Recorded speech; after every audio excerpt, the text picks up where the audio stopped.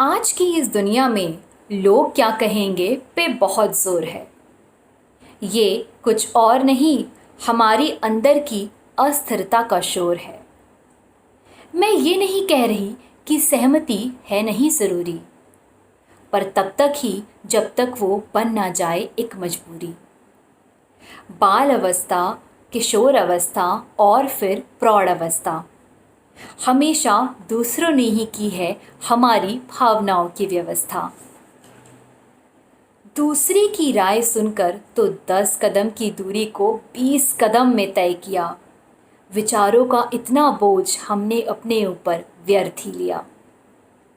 तुम्हारा तन, मन, धन और विचार सिर्फ और सिर्फ तुम्हारा है। इनको पूरा कैसे करना है ये कर्तव्य भी तुम्हारा है। अपनी मर्यादा आप खुद ही तय कीजिए, पर दूसरे क्या करते हैं उस पे टिप्पणी मत कीजिए। जिंदगी बहुत छोटी है छोटे विचार रखने के लिए, इसलिए बड़े विचार रखें इसका मज़ा चखने के लिए। दूसरा अपना सही गलत खुद ही सोच लेगा, आप अपने पे समय दीजिए, वो ज़्यादा लाभ देगा।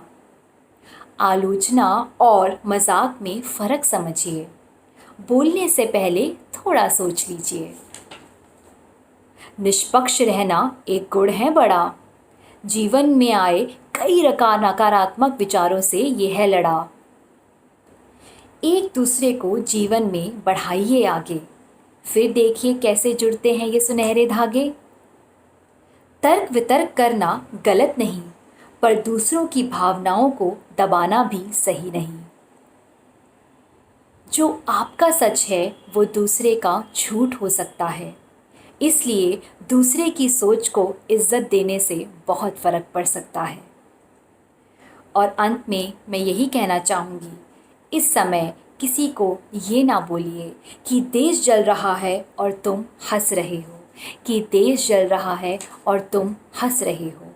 क्योंकि याद रखिए, इसी हंसी को बरकरार रखने में आंसू उन्होंने भी बहाए हैं।